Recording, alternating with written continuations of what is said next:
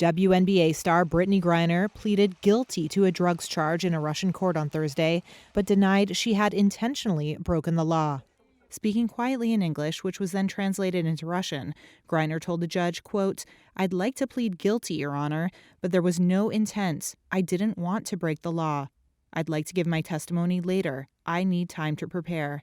Griner, who had been playing for a Russian basketball club during the offseason, was arrested at a Moscow airport in February when a search of her luggage allegedly revealed cannabis oil vape cartridges.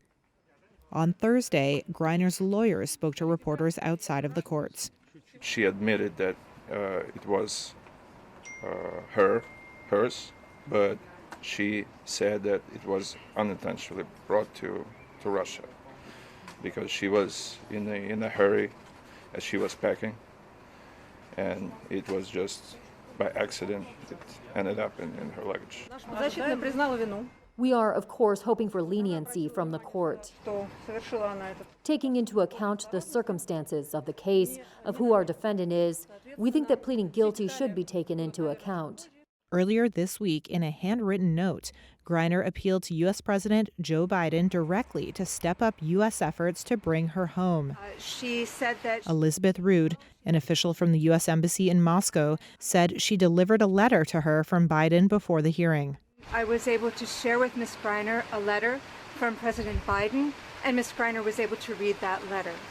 I would like again to emphasize the commitment of the United States government at the very highest levels to bring home safely Ms. Griner and all U.S. citizens wrongfully detained. Back in the U.S., hundreds of fans on Wednesday rallied in support of Griner inside the arena where her Arizona basketball team, the Phoenix Mercury, plays.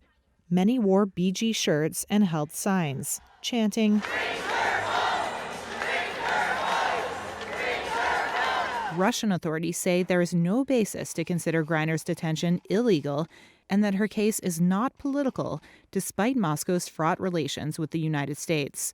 Moscow's deputy foreign minister said on Thursday that it was difficult to exchange prisoners with the United States and suggested Washington stop talking about the fate of Griner.